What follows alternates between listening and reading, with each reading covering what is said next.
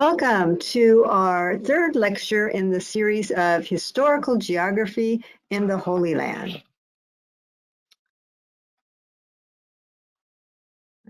So today's presentation will be all about King Herod the Great and his building projects and the impact that they had within the Holy Land.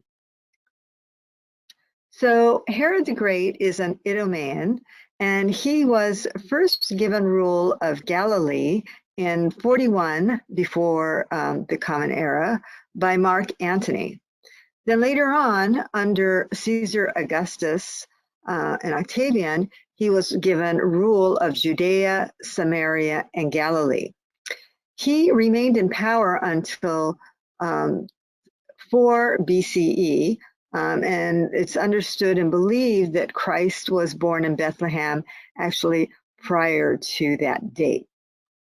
Now, King Herod the Great built extensively. He was very generous in his expenditures, and as a result, we have extensive archaeological evidence to support what he did and the roles that he played and the type of individual that he was. It helps supports the reports that we have of him.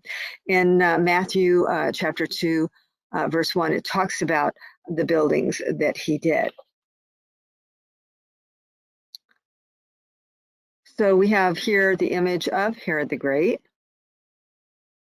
and Herod's family tree. Herod had 4 wives, and you can see the wives and the children, his various sons. He would eliminate his wives when they didn't prove to be politically expedient to have. He did similar things with also his sons. He was an interesting character. Now, the historian Josephus provides us with an extensive record of Herod, his rule, and his building projects. Herod built actually over 20 sites in Israel. In addition to that, he built 13 sites outside of its borders. In these building programs, one of the most famous is his renovation of the Temple of Jerusalem, and this is the second temple period. The first temple was destroyed when the Babylonians conquered Judea. Herod was part Jew. However, his love for things Roman was reflected in his building projects. He was all about all sorts of Roman things, and you could see that repeated over and over again. He was fascinated with the Roman buildings, and he had been to Rome several times. Herod's reign is divided into 3 sectors. Part 1 is his establishment of power. The second part is a focus on these incredible construction buildings that he does throughout the land. And then in his third part of his reign, it sort of devolves into a reign of terror. There's a lot of jealousy, there's rivalry. He's concerned about individuals trying to overthrow them. There's a mental neuroses that takes place in regards to his succession. In fact, he has 2 of his own sons killed. And over time, there's a record that he had 10 different marriages. So you can see here the extent of Herod's kingdom and then how it was divided among his sons after his death. So this territory was ruled by his son Archelaus. This territory here is a territory that was allotted to Herod Antipas. And later when Archelaus is killed, Herod Antipas is able to rule over both Judea and the area of Galilee. This is the area that's ruled by his son Philip. And then this area is the Decapolis. And so this region is highly Hellenistic, and Jesus travels quite a bit in this area. Herod was considered a client king. He would respond to the orders of the Roman emperor.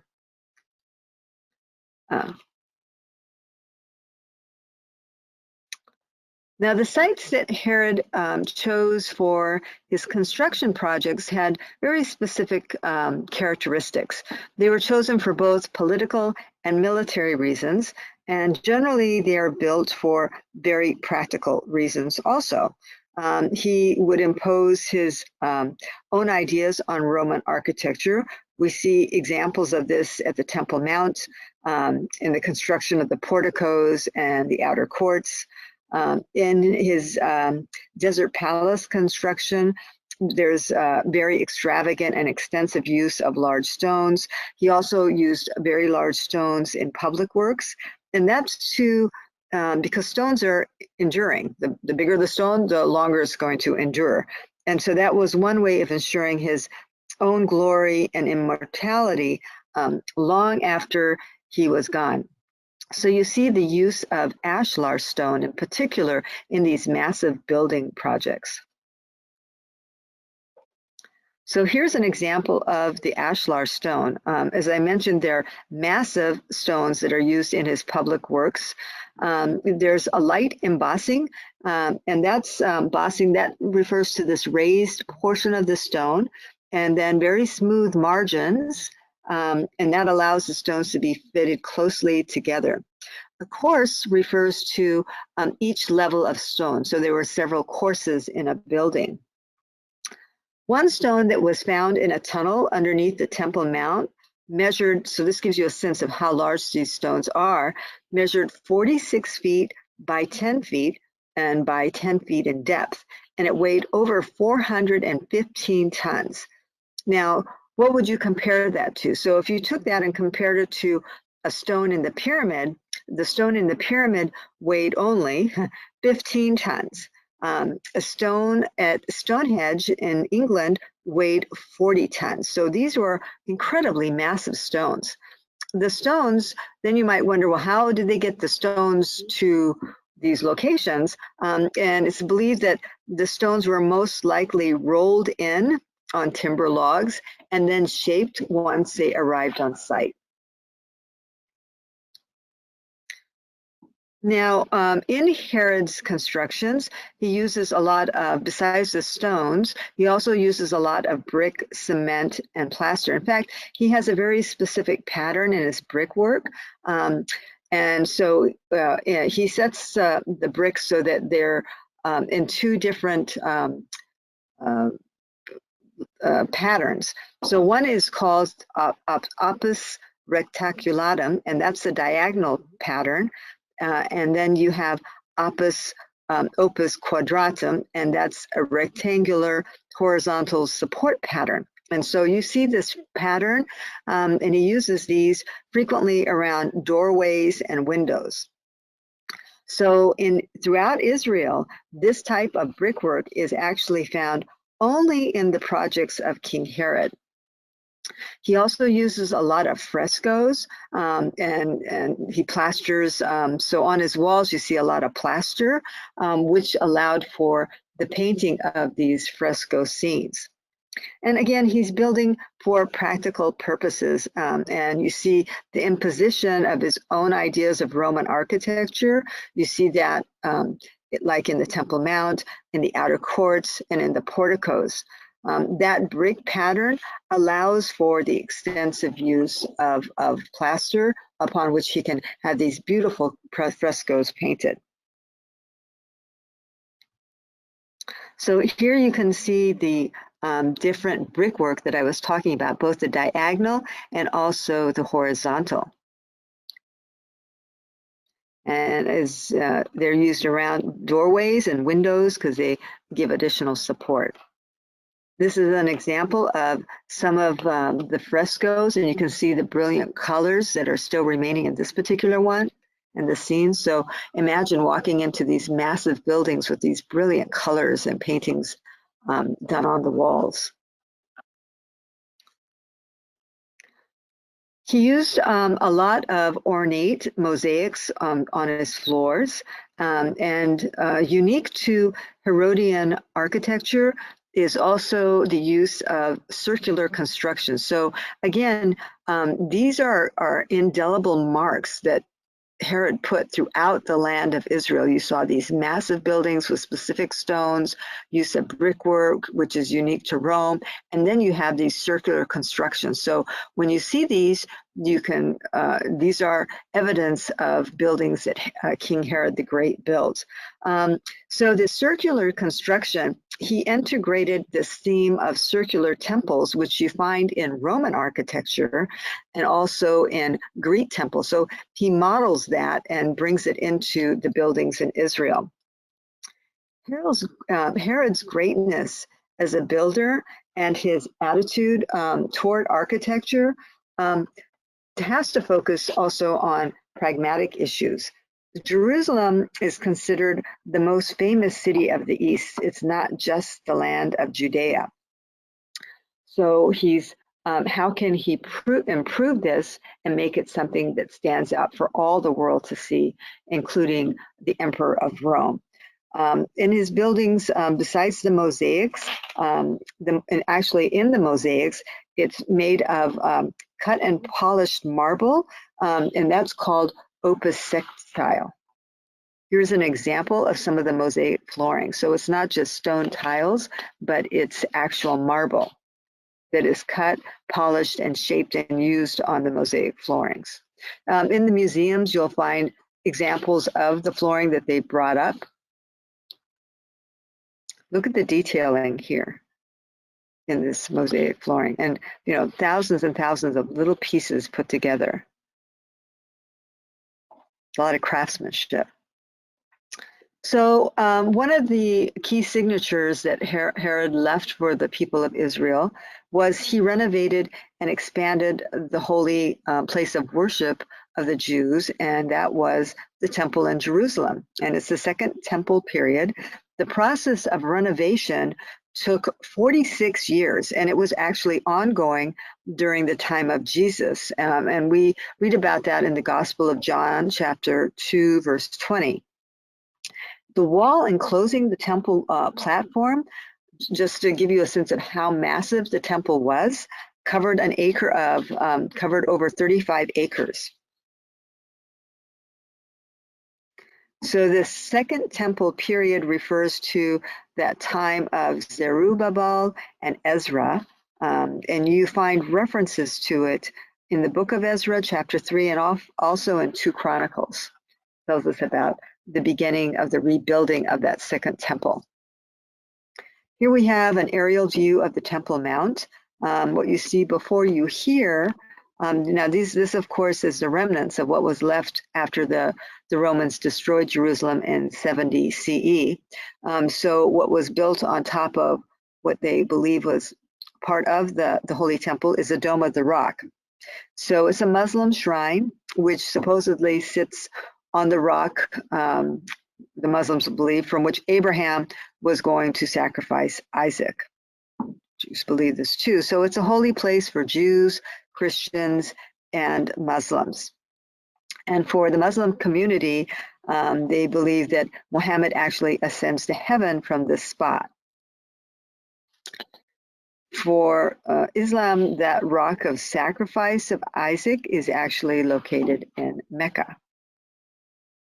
So here you see the remnants of the wall of the Temple Mount. It also gives you a sense of the topography of Jerusalem. It's very rocky and hilly slopes. Here's a model of what the Temple Mount would have looked like when it was completed.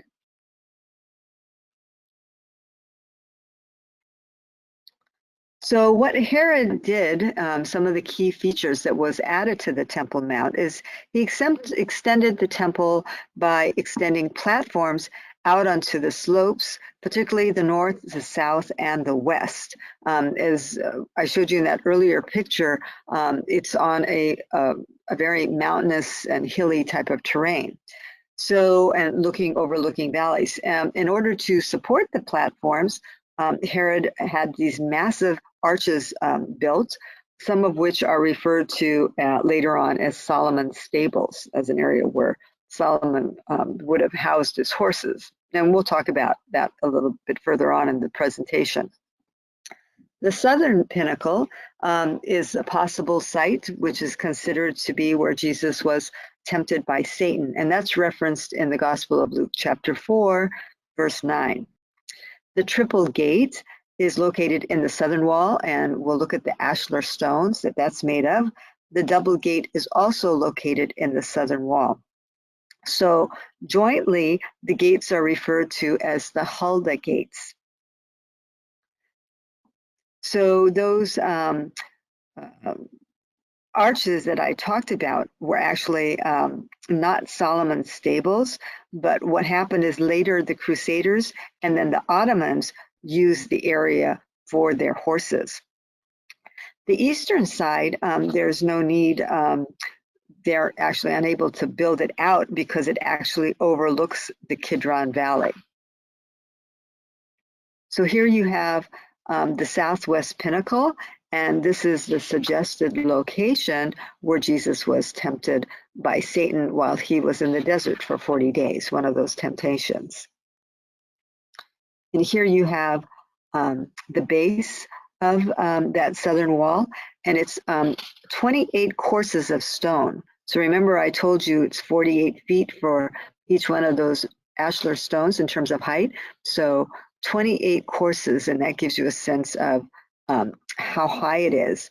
It's about 128 feet above the bedrock foundation that it begins. And then you have those courses.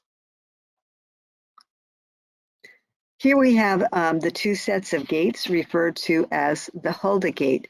So you can think of the masses coming in at the pilgrimage festivals such as Passover and Booths. And so they're all entering up through these gates. So you can see the massive expanse of stairwells here to let the people in and the gates. So this is what's referred to as Solomon Stable. You see the massive arches that were built by Herod to support the platforms. And so the stables weren't used by Solomon, but were actually used by the Crusaders and the Ottomans, because that temple that Solomon built was destroyed by the Babylonians. So this is now that second temple period built after the Babylonian exile. So during the time of Herod, they would have had shops set up in this area, catering to those people who are coming to visit the temple. Another view of Solomon's gates.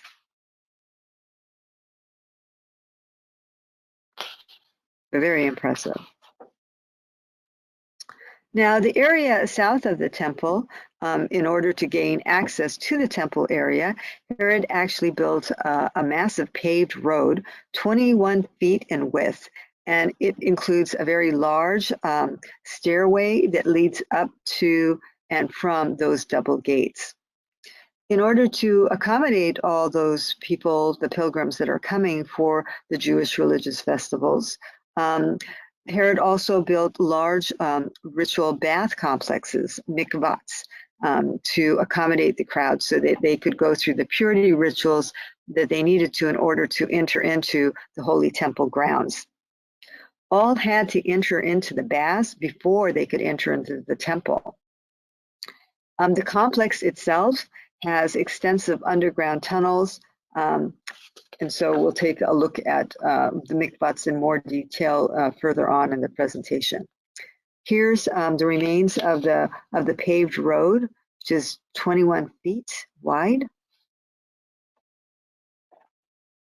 And it's a close-up of the stairs at the southern gates leading into the southern gates. Just imagine Jesus going up and down here as a child when his parents came for pilgrimage, and think of the masses that came yearly in pilgrimage to the Holy Temple site. Here we have the steps to an ancient mikvah. That's the Jewish purity baths. And what would happen is you would enter down one way, enter into the bath, and then you would come up the other way so you wouldn't defile yourself by getting impure again by touching anything on the side that you entered in, and all your clothes would be changed out. There's an emphasis on ritual purity before entering a holy place. Even today, for holy events such as Shabbat or Yom Kippur, complete bathing takes place in a separate facility. So your hair, nails, everything, everything has to be cleaned so that the living water can enter into all parts of your body.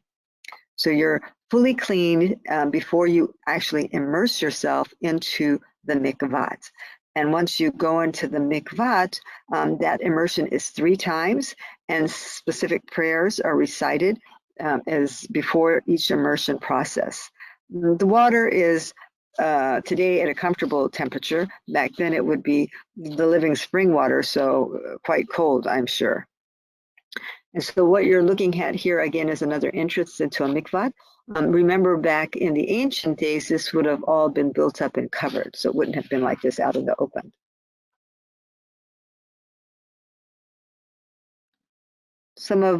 Continuing on some of the key features of the Temple Mount. West of the Temple Mount, we have Main Street, and that's constructed again by Herod. And Main Street is actually 41 feet wide, and it runs along the western wall. Now, of course, all these mikvats, these ritual baths, and all these people, these pilgrims coming in and swelling the population need access to water. So beneath this entire area is a large Herodian aqueduct. 4 gates and arches have been located throughout this region. The gates, if you notice, they have very Anglican names, are actually named after the archaeologist or explorer that discovered and excavated the gate. So you have Robinson's Arch, Wilson's Arch, Warren's Gate, and Barclay's Gate, which is near the women's section by the western wall, which is also called the Wailing Wall. So here we've got Wilson's Arch. And you can see this is a portion of the western wall. And you can see the ashlar stones here. This gives you a sense of the western wall during a religious festival or gathering, and all the people coming to pray before this wall, the remnant of the Holy Temple.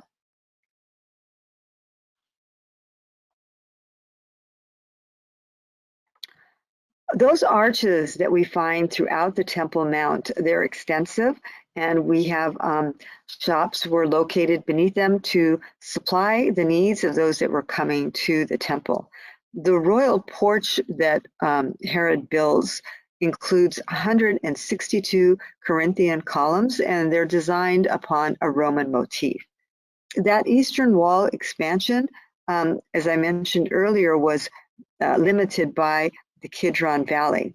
The Golden Gate that's located in the eastern wall was actually built during the Byzantine era. Today, the actual location of the Temple Mount is probably 100 yards north of the Dome of the Rock. Herod didn't relocate the temple, but he renovated the existing second temple from the time of Zerubbabel in the 6th century CE. And that took place under King Cyrus the Great of Persia and the Cyrus Cylinder Decree, which allowed for people to repatriate into their homelands and practice their own faith and cultural norms. So it was a gesture of goodwill on the part of the Emperor Cyrus the Great. This is the Golden Gate, which is located on the eastern wall, the one that overlooks the Kidron Valley, and it was constructed during the Byzantine era. Now, built along the northern wall of the temple, we find the Antonio Fortress, and it's considered to be the possible location of the judgment pavement of Jesus, as spoken about in the Gospel of John, chapter 19, verse 13. Another possible location of that judgment pavement is considered the Herodian Palace, which today is referred to as the Citadel. Herod named the fortress after his patron, Mark Antony, who was a Roman politician and a general. Mark Antony was instrumental in helping secure Herod's reign and recognizing him as the Jewish national leader. So here we have the remains of the Antonio Fortress. And this is this is a model of what the Antonia Fortress would have looked like during the time of Herod. And this roof that you see here was actually a walkway, along which the Roman soldiers could march and look down into the temple grounds to make sure that things were remaining calm, particularly when the masses came in. Now, Herod built an expansive palace in Jerusalem for when he was there. The palace had 3 towers, which he named after family and friends, Hippicus, Basil, and one of his wives, Mariamna. When General Titus destroyed the temple and captured Jerusalem in 70 CE, he left one of the towers standing as a sign of his good fortune. So Pilate would actually normally stay at the palace, which was far more luxurious than the fortress. The Faisal Tower is still standing today. So here we have the remnants of Herod's Western Palace, what is referred to as the Citadel today.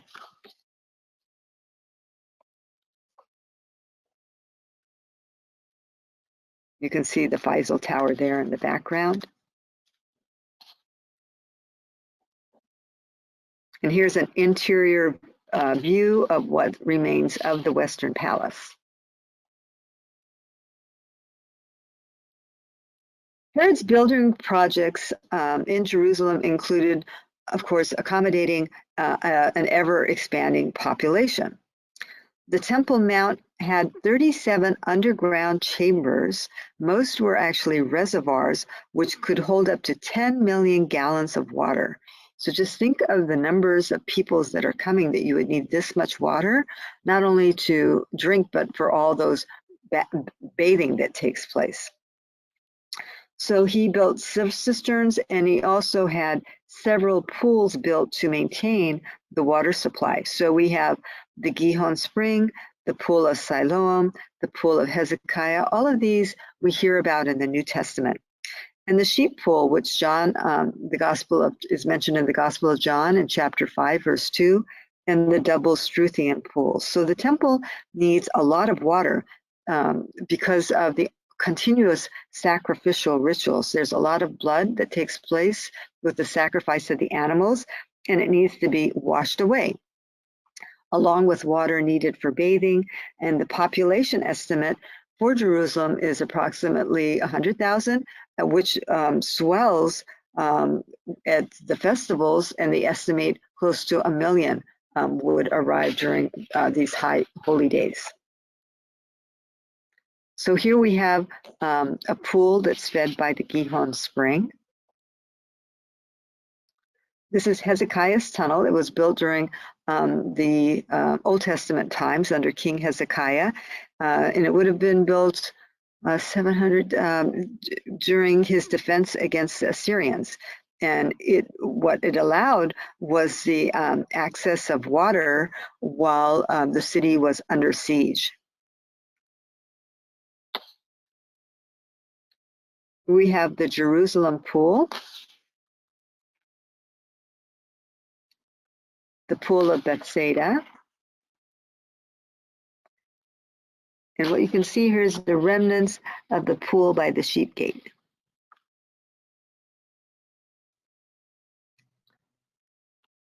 The pool of Siloam. And the Struthian pool.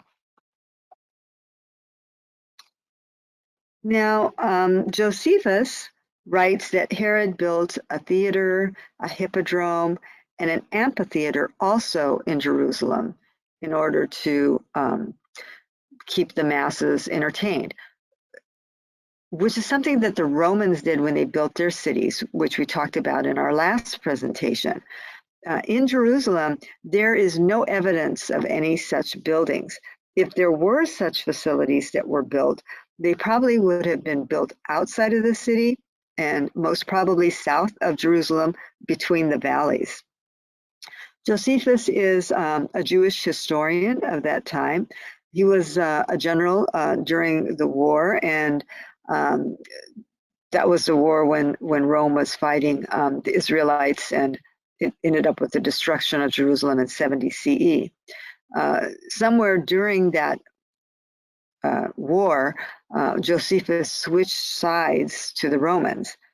So many Jews consider him a traitor, but he kept records and histories and accounts of everything that happened to the Jewish people.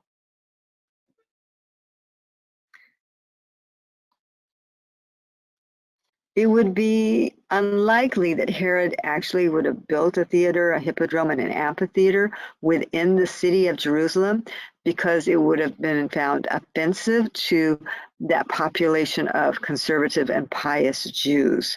So again, most likely if there were such buildings, they would have been outside of the city, because Herod was anxious to appease the Jewish people and have them accept him as a Jew and as their king.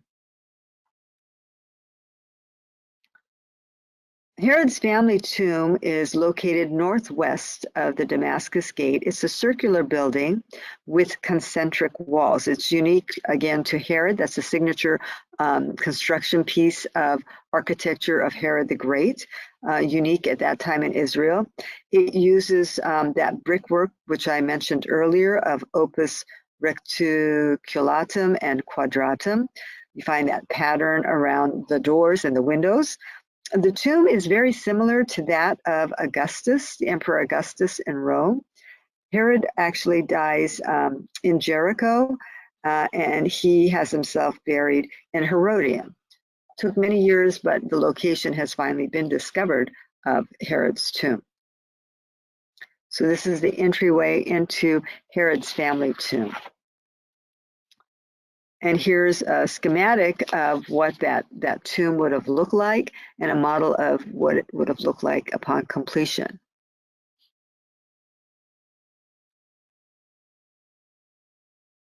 Now we're going to take a look of Herodian construction outside of the holy city of Jerusalem.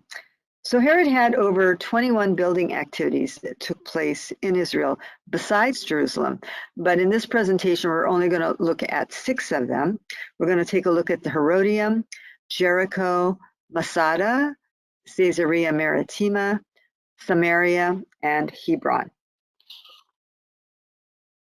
Now, the Herodium is built on a 40-acre site, and it houses the burial site of Herod.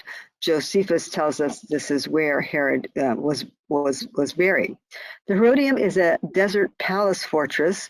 It was built in 23 BCE, and it's the 3rd largest palace in the Roman world at the time it was built. It looks like a volcano. It's a man-made cylindrical structure that was built specifically for defensive purposes. So remember, he always builds for practical reasons, not only for the drama of the building itself. It's a double-walled facility, and inside the wall there are 7 stories that are built into it with quarters that people could live in and life took place. That double wall type of building architecture is also called a casement, and it allows for strengthening a given structure for additional storage, and it also provides for escape tunnels. In terms of who had the largest palace at the time, Hadrian, the Emperor Hadrian, had the largest, followed by the Emperor Nero. So let's take a look at where the Herodium is. So the Herodium is right here outside of Jerusalem. So depending on where you are in the city of Jerusalem, you can look and see the Herodium. And it's because it looks like a volcano, you can't miss it because it's such a unique architectural design. Here we have an aerial view of the Herodium and an interior of what that palace remains look like.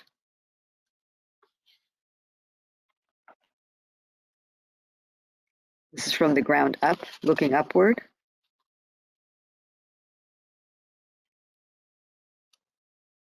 And a close-up of some of the ruins. Now, this area here was a dining hall, and later apparently was converted into what they believe was one of the earliest synagogues.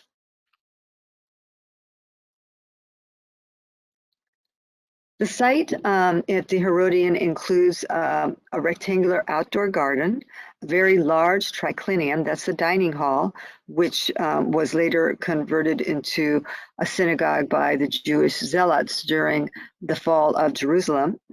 The palace has a full Roman bath, and in order to support the Roman bath and the population at the Herodium, Herod had 4 underground cisterns built to capture water.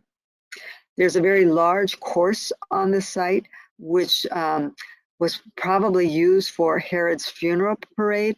The course is quite large, more for a parade ground because it's not large enough to be a hippodrome, which was where the chariot races took place. So here's a model of what the palace would have looked like. You can see the living quarters, the Roman baths, these different towers, the courtyard. This is that double wall, and of course you can walk along the wall, and the reception hall. So here we have a royal theater box for entertainment, and notice the beautiful frescoes that are on the walls. Plaster and fresco. Here's remains of the Roman bath at the Herodium.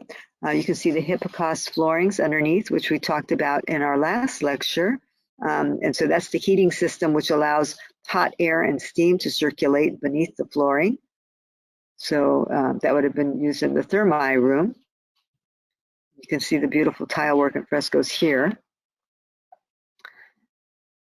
On site was also a very large pool lake, which was a reflection of the decadence and the luxury that you found typical in Roman culture.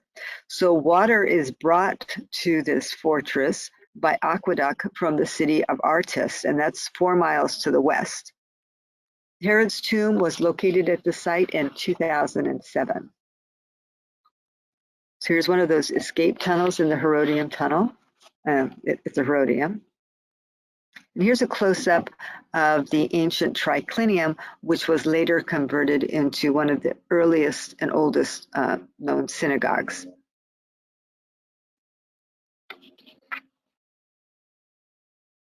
And these are stone shells that were actually used for defense of that fortress palace.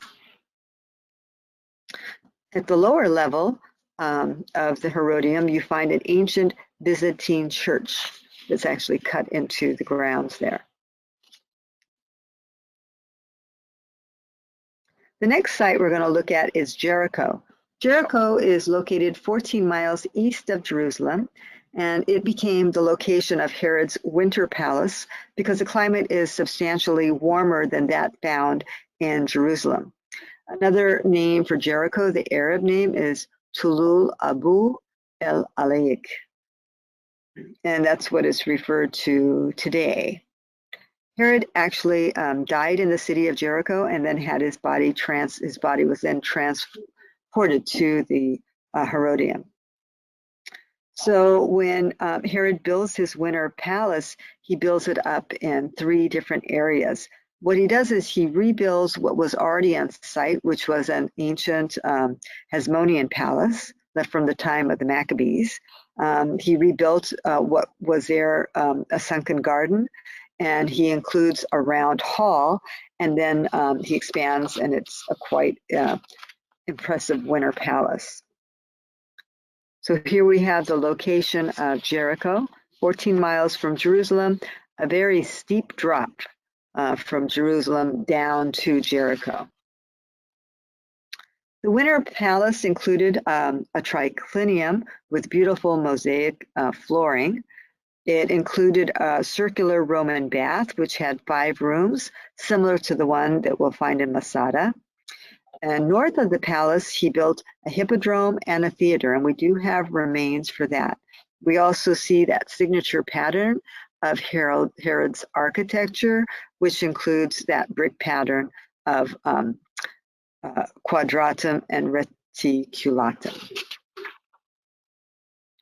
So here we go. Here's Herod's northern palace in Jericho, and you can see that specific brickwork. Notice the round rooms here. It's the dining area in the northern palace. This is the remains of the ancient palace pool, and Josephus writes that his brother-in-law, Herod's brother-in-law, Aristobulus III, was actually drowned in the pool at the age of 17. He was considered to be a rival to Herod. Notice the depth of the pool. So in the reception hall, you see these imprints. Those are imprints that are the remains of the mosaic tile flooring that was in place. And frequently that mosaic is removed and you can see it in museums. But you can see the pattern and the imprint of the flooring, of that mosaic flooring. And the columns would have been on either side here. Now you're looking at the Hippodrome and the theater complex that Herod built. So the Hippodrome would have been in front, and behind us here you see the theater complex. This is the remains of the ancient bathhouse. Notice that circular pattern. Again, the influence of Roman architecture seen in Herod's building structures, and that unique signature of his with the brickwork. Our next site is Masada. And Masada is a desert fortress, which is located on the west side of the Dead Sea. So when Herod plants these buildings, these fortresses and these palaces, he has multiple uses, specifically defending and overseeing those caravan routes and routes where invaders can come in. So there's dual purposes for everything that he builds. He's making a statement, he's showing his power, but he's also maintaining defensive posture of the territory that's been given to him. So Masada is built on a rise, which is 1,380 feet above the Dead Sea. And it's actually built over an ancient previous structure. In 73 CE, when Jerusalem and Israel came under Roman siege, it is to Masada that 960 Jewish zealots escaped and that included men, women, and children. And they stayed there until finally it fell to the Romans. It took quite a bit of time. They were laid siege, but instead of turning themselves over to the Romans and be subjected as slaves or murdered, they took matters into their own hands and committed mass suicide. So Masada has stood for the Jewish people. It's a symbol of freedom and that desire that they wanted to remain free, and the lengths to which they would go to maintain their freedom. So now we have the location of Masada. Notice where it is in relation to the Dead Sea. So it's a very dry, hot area where Masada is built. And then it's on top of that, it's far above the sea level. Here we have an aerial view of Masada. What you're looking at here, what you can see here is the ramparts of the Roman soldiers that were built in order to get into and take hold of Masada. And this is a footprint of one of the Roman military camps that was stationed around Masada as they struggled to break in and defeat the Jews that were located there. A desert fortress which could oversee invaders or anyone coming in and out of the land. And it was built at many strategic levels going up onto the top of this mountain. So massive retaining walls are built. And it creates this impression of a Roman villa, and the residence where the king would reside was at the very top. The site includes a circular pavilion, a public bath for all those individuals that are there to support Herod and his family, large storerooms, and also an administrative center, because when Herod was on site, he would bring his entire entourage with him.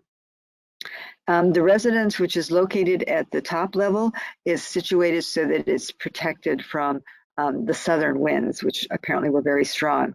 And the floors are made with beautiful black and mosaic white tiles. Again, another signature mark of Herodian architecture. So here you have the remains of the Masada bath. And if you get an opportunity to actually go and visit the site, you'll see some of the frescoes that are still remaining on the wall. You can see the Hippocaust where we're bringing in the warm water. All this stuff has to be brought up from great distances in order to provide all these luxuries for the king.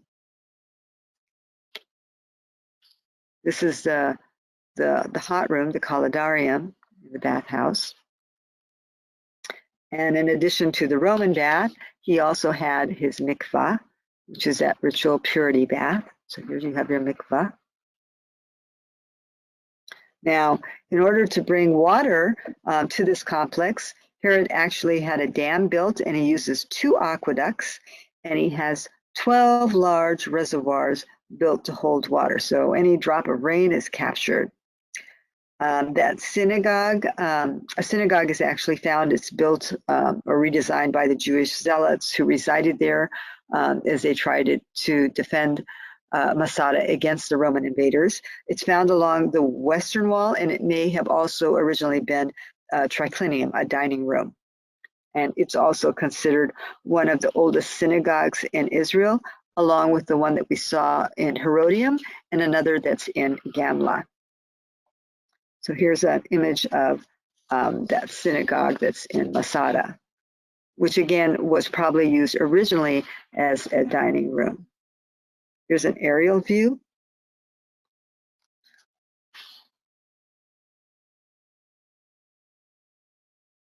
And these are some of the storage facilities, what you're looking at here, where they would have kept the food and the grains for the people. And this is the dovecot in Masada. So dovecots are also called columbariums. The doves serve multiple purposes, and it's what helped kept the zealots alive during the siege by the Romans. The doves are actually raised and eaten for their meat. All parts of them are used. Their feathers are used for bedding. The eggs and the shells are important for making plaster, and the egg yolks are actually used for paints and glaze used for the frescoes. So doves were an important asset for people in the ancient world. And this is an extensive dovecot. Here we see some examples of the beautiful mosaic flooring that's in Masada. If you have the opportunity to visit Masada, they have a fabulous museum before you actually enter into the site that you take a tour of, and you can see items that they found on site remaining there. Because it's a desert site, everything was very well preserved, and after it was taken over by the Romans, it was left deserted for hundreds of years. Nobody traveled that extent and went up there, so they were able to find combs and brushes and shoes and clothing, different items from those Jews that harbored there as a place of refuge from the Romans. Our next site now is Caesarea Maritima, and this city was critical for providing a large amount of revenue for all of these building projects of Herod. So he needed to build a port. So Caesarea Maritima is a brand new port which Herod builds from the ground up. And it's located on the coast between Tel Aviv and Haifa. It covers about 164 acres. And Herod's genius, again, comes forward in how he builds this. It's built with limestone. He has a beautiful palace he locates there, and he builds a swimming pool. He has a theater.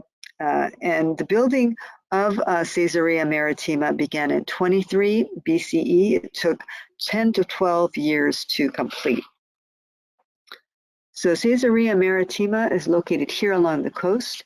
The other piers cities with ports would have been Tyre and Sidon, but Herod wanted something of his own so that he could claim the tariff and the taxes of the goods that would come in and out of having his own port city.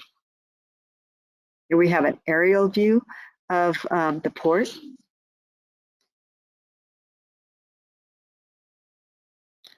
And the theater located at Caesarea Maritima. Herod engineered the first artificial harbor in the ancient world. And he was able to do this by the extensive use of hydraulic concrete. In other words, he was able to design and come up with concrete that hardens underwater, so they could put it in place and build forward from that. His harbor was formed by 2 breakwaters. It provided a 60-foot wide entrance, and it included an inner quay and 2 loading docks that they have found at this point in time. A large amount of tonnage came through the harbor. In fact, so much so that it has to be stored. And to give you a sense of it, at least 100 vaults have been located along the coast to store the quantity of how well used that particular port city was. So here we have the promontory of Herod's palace, the remains of his palace. And this is the pool that was found in his palace. And it's believed that the Apostle Paul was kept prisoner here as a Roman citizen. And no doubt we know that he could swim. He may have learned how to swim here, if not earlier. Here's an example of some of the tile flooring that's found at the palace in Caesarea.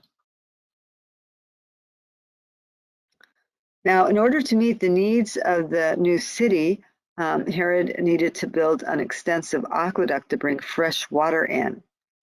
And so he uses clay pipe, and it's set into concrete, and it runs through the aqueduct. But in this case, no part of the clay pipe was actually open to the elements. So that water that was brought in was kept as clean as possible.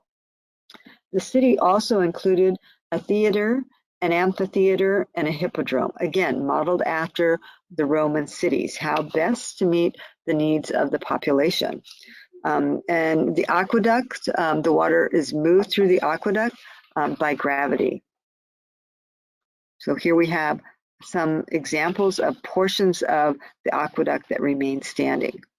So the pipe is completely covered that runs through here.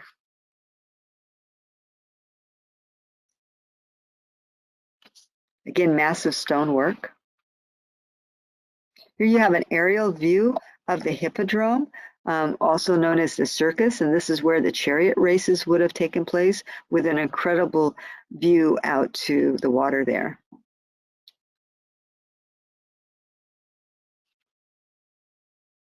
You can see the theater back in here, and the palace was located in this area. Then you have this complex of warehouses to accommodate all the tonnage that's being brought in. And this is an example of one of the vaults located in Caesarea Maritima. Some of these vaults were actually later used as gathering and worship places by early Christians. Also, they were used as cultic worship places for Roman deities. Our next site is the Hellenistic city of Samaria, also known as Sabas, and it was renamed Sabas. It's built as a fortress. It's surrounded with strong walls. 2 of the towers remain standing today. So what Herod did was he rebuilt that city. The stonework in the towers uses that signature ashlar stone. So you have the large bosses with the smooth margins. It had a very impressive road leading into the city, which is bordered by 600 columns as you're coming in. On the city Acropolis was found the remains of a temple built to honor the Emperor Augustus. So here we have the city of Sabas, Samaria. And you have a picture of the columns that would have lined the road leading into that ancient city. So on the site, we have Corinthian style basilica. So that means that the columns have that Corinthian, very ornate design on the columns. It's next to the basilica, you find a rectangular forum. Again, Herod is following the design of buildings using the Roman architecture style. There's a large stadium that is built inside the city wall. And so Herod is looking at meeting the needs of all of his population, not just the Jewish population, but the Gentile population, the Roman population. Samaria has everything you would expect in a Western civilization of the Roman Empire. It has temples, it has a theater, it has a forum, colonnaded streets, and a stadium. So here we have the remains of one of the ancient temples in Samaria and the theater. And now we're looking down upon the forum, which was the marketplace, a place of social gathering, and also business takes place here. Now remember, if we were looking at a Greek agora, it would be square, and the Romans made it rectangular. Our next site is the city of Hebron. We're going to look at the cave of Machpelah. So what Herod built here was this incredible monumental wall to protect the cave of Machpelah, which was the tomb of the patriarchs and matriarchs. It's the burial place of Abraham, Isaac, Jacob, and their wives, Sarah, Rebecca, and Leah. Rachel wasn't born there because she died in childbirth, having Benjamin out in the desert. The wall is the same style and type as the wall that we find in the Temple Mount in Jerusalem. So he would have used that ashlar stone. So here we have Hebron, which, if you notice in this map, is in the West Bank area. That's what the wall looks like as you approach it through the steps. Again, a very massive site. So the tomb of the patriarchs was bought by Abraham, and we find this referenced in the book of Genesis. It's the first purchase of land, so it's a marker of God's promise. So it's the first purchase of land in the promised land of God. So you find a reference to that action that takes place in Genesis 23, verses 1 through 20, where Abraham goes to the city gate to make that purchase. So the cave itself of Machpelah is within the city gate. So here we are looking down into the cave. It's an ancient double cave. It's been worshipped as the site of the burial site of Abraham since 1000 BCE. And it's considered the second holiest site in Judaism after the Western Wall that we see in Jerusalem. These are some of the excavations that are taking place in regards to the site in Hebron.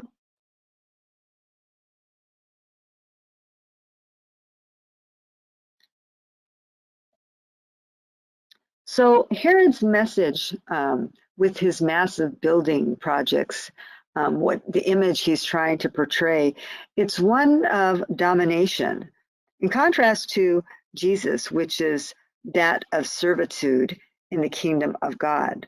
So Herod provides us with facades and hierarchy, where people stand in relation to power, versus Jesus is all about sincerity and equality in the kingdom of God. So Jesus's teachings undermine that message of the Roman Herodian power and might. So that brings us to the end of this third presentation. So in our next presentation, we'll be looking at Jesus and Galilee and Judea. But hopefully as we've been working through these presentations, you really began to understand and appreciate the world in which God would bring his son into, and what are the different elements and factions that are in place, including the importance of understanding and the relevance of architecture and archaeology for helping us better understand that world and the different tensions that resulted in the lives of the people at that time. So some reflection questions. Do you think Herod's building programs were reassuring for the Jews, or were points of contention? And if so, why? List at least 2 positive and 2 negative possible outcomes with the rebuilding of the temple in Jerusalem. Besides financial gain for Herod, what benefits could early Christians gain from a vibrant Caesarea Maritima? All right then. God bless you, and thank you very much for joining me in this presentation today.